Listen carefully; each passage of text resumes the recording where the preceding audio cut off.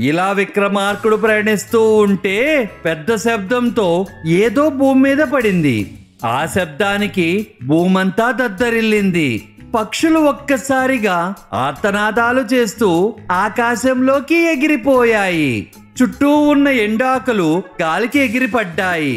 విక్రమార్కుడు వెంటనే గుర్రాన్ని ఉన్న పరంగా ఆపి ఏమి జరిగిందని వెనక్కి తిరిగి చూశాడు.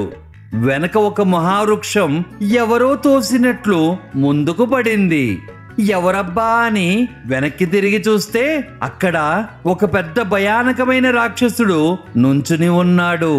ఆ రాక్షసుడు చూడటానికి రాయితో చేశారా అన్నట్లు ఒక పర్వతం నడిచి వస్తున్నట్లు భయంకరంగా ఉన్నాడు. ఆ రాక్షసుడి కళ్ళు చింతనిప్పుల్లాగా వెలిగిపోతున్నాయి. ఆ రాక్షసుడు అరుపులకు కొండలు సైతం వణకసాగాయి. ఇదంతా చూస్తున్న విక్రమార్కుడు వెంటనే తన ఖడ్గాన్ని బయటికి తీసి ఆ రాక్షసుడి వైపు పరిగెత్తసాగాడు. అంత పెద్ద రాక్షసుణ్ణి నేనెలా చంపగలను, నేనేం చేయగలను అనే ఆలోచన విక్రమార్కుడికి లేదు. ఆ రాక్షసుడు చేతివేళ్లు పరిమాణంలో ఉన్న చిన్న మనుషులను చేతిలో పట్టుకుని వాళ్లను తినటానికి ప్రయత్నం చేస్తున్నాడు.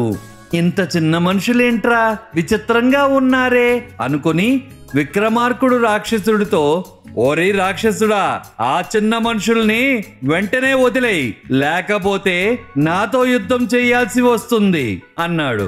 అందుకా రాక్షసుడు, నీకు తెలియదా, ఈ చిన్న మనుషుల్ని తింటే ఎంత రుచిగా ఉంటారో నీకు తెలుసా?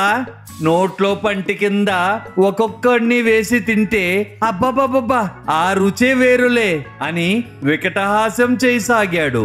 విక్రమార్కుడు తన కత్తిని తీసి విరోచితంగా ఎగిరిదూకి ఆ రాక్షసుడితో యుద్ధం చేయసాగాడు.